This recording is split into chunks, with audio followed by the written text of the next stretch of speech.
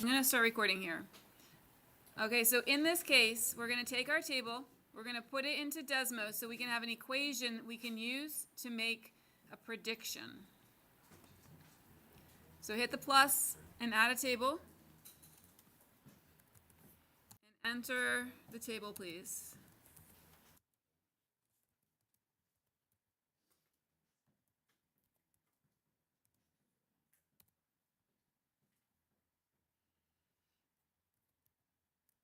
You might need your notes from last class because they tell you the equations to put into Desmos for the different shapes.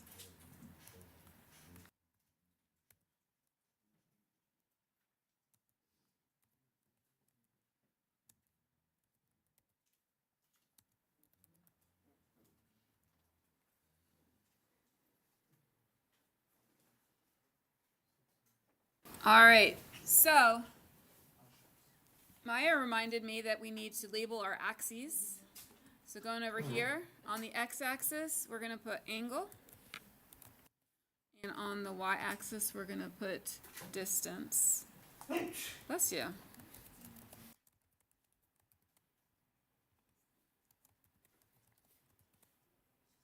Okay, then down here, I'm going to put my Desmos equation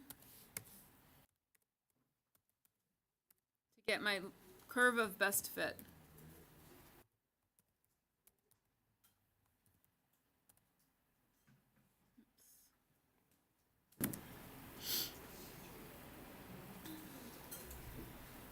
And nowhere on this paper does it ask me for the equation, but I'm going to need to use the equation, so I'm going to start by writing down my A, B, and C values to 3 decimal places.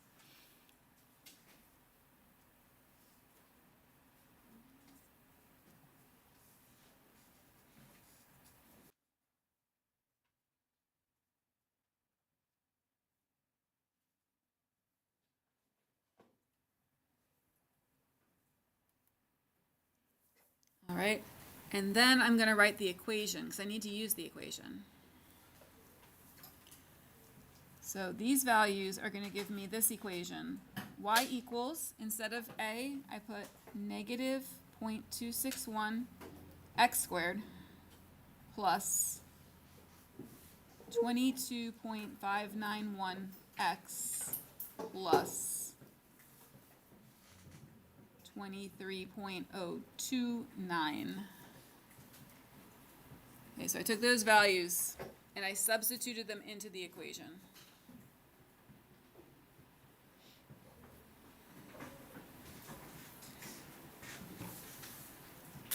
And then if I want to know how far the pumpkin would travel at 65 degrees, do I put those for x or for y? Is 65 degrees an x value or a y value? It's an x value, good. So here where it says how far would it travel at 65 degrees, I am going to substitute in that number. So I have negative 0.261 times 65 squared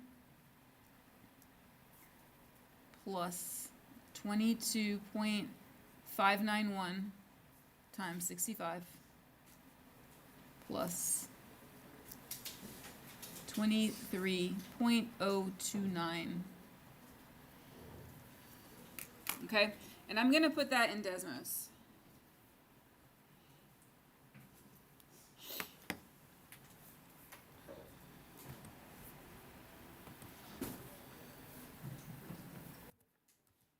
And then compare your answer with your neighbor, see if you're getting the same thing.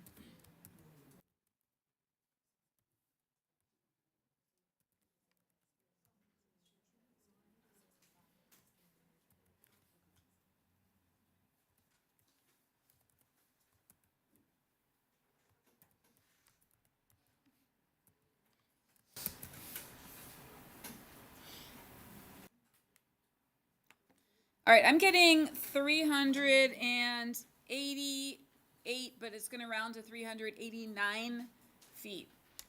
Looking at your table here, does 389 feet seem to make sense? Let's look back.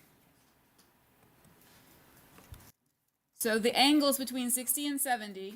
So I was expecting the number to be between these two. So does 389 make sense? Yeah, it does. So we're going to put 389 feet.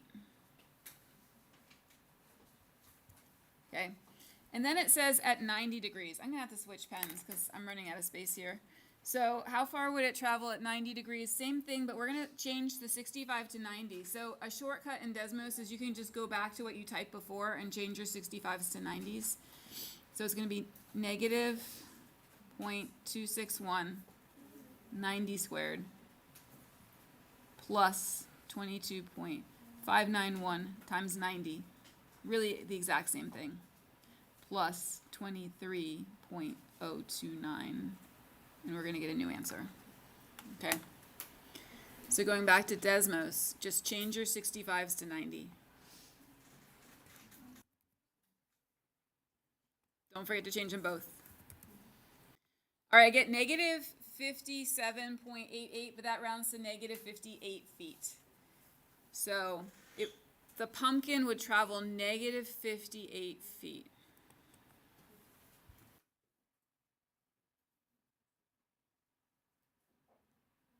Does that answer make sense to you?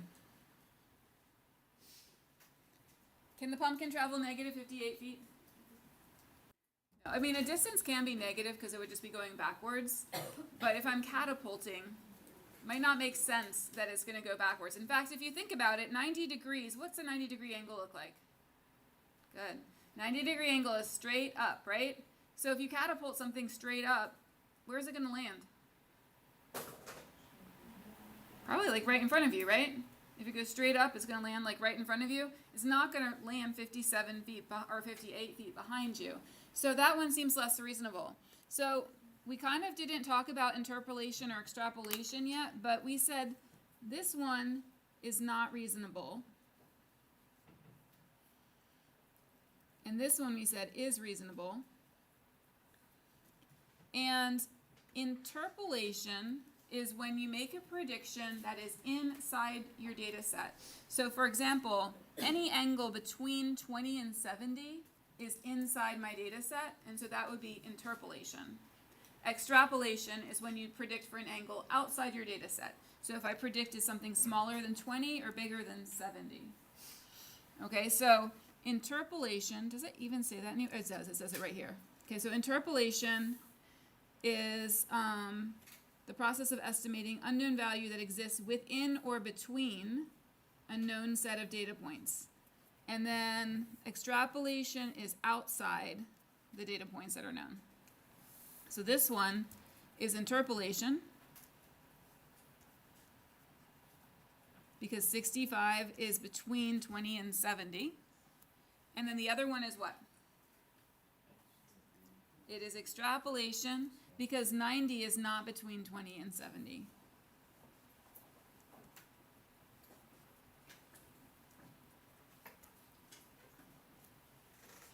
All right, let's look at number 1. John is looking to expand his stock portfolio and has data on Google stocks ranging from 2004 to 2024. Would John use extrapolation or interpolation to determine if adding Google to his stock portfolio is a worthwhile investment? So if he's trying to figure out if it's a good investment, what kind of years is he thinking about?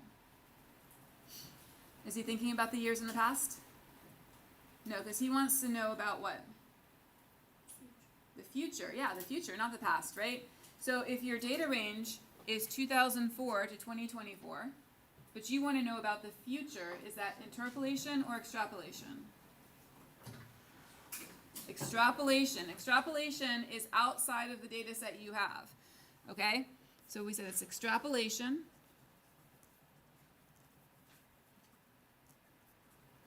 Okay? Because he wants to know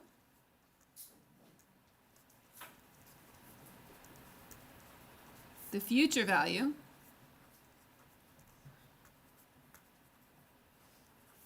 which is outside the known values.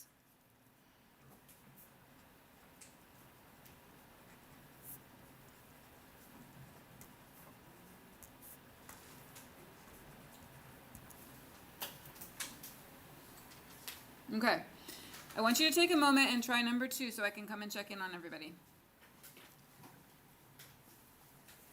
Try number 2. We're agreeing on this. So Wing Stadium is testing the price to profit of their concert tickets. Here is the price to profit model they created with data ranging from $25 to $75 tickets. So that's what they were checking out. Here's your model. And you guys told me that a $45 ticket price is an X value. I checked in with several of you and you told me X. So if we substitute that for X, we should be able to get the profit. Let's see if we got the same. So here I substituted 45 and I'm getting $59,569.50. Anybody get that as well? Yep. Okay. Because at first I made a typo. Like there's a lot of numbers here. It's easy to make a typo. So if we get different, it's just possible that one of us had a typo. So I'm going to type my process. I'm going to write my process on the paper. And then we're going to answer that question about interpolation or extrapolation. If you have an answer for that already, see if your neighbor agrees. So I had negative 70.7 times 45 squared.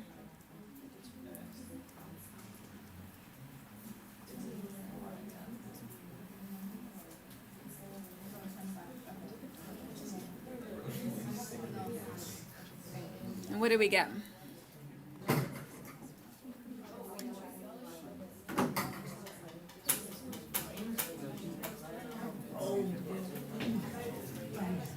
All right, what did you guys say, interpolation or extrapolation? Interpolation, because 45 is between 25 and 75, right? Interpolation, because 45 is between 25 and 75. So, from our work so far, would you say that interpolation or extrapolation gives more reliable answers? Talk to your group. Does interpolation or extrapolation give more reliable answers? So, that's good. Good to give credit. All right, so interpolation is more reliable when you're making predictions.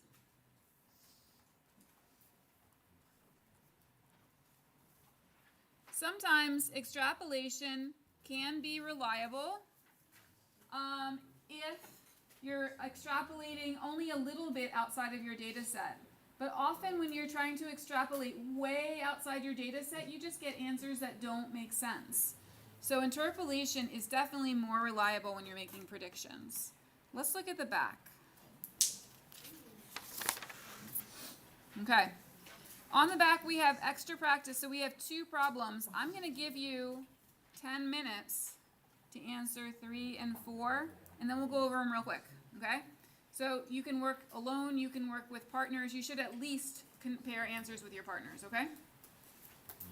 And the first one, we were told the temperature is 25 and temperature is X. So we substituted 25 for X and you should get 150 kilowatts. I know it's kilowatts because it says here energy usage in kilowatts. And that was interpolation because 25, the one we predicted, is between 5 and 30, the range that they tested. That makes it a reliable prediction. So you need to remember that interpolation is more reliable. Any questions on that one before we look at the credit card company? I'm just going to lift it a little bit. I'm going to hope to keep it there because I know some of you are still getting that. For the credit card company, it asked for the debt in their 11th month after graduation, and so we substituted 11 for the X, and then I just put that in Desmos. And this is the debt I got, $3,580.12. Now this question was tricky about the interpolation or the extrapolation because they didn't clearly tell you a range. But they did tell you that they checked their credit card balances for 8 months. So that means they checked it at month 0, month 1, month 2, month 3, etc., all the way up to 8 months. So your range is 0 to 8. That means that 11 is an example of extrapolation. Because 11's not between 0 and 8, that makes it a less reliable prediction. Especially exponential functions. Exponential functions get really, really big at the end, and so they can be less reliable when you're doing extrapolation. All right, so make sure you've got that. And then I believe next on our agenda, we're going to be looking at projects. So we're going to go back to Schoology.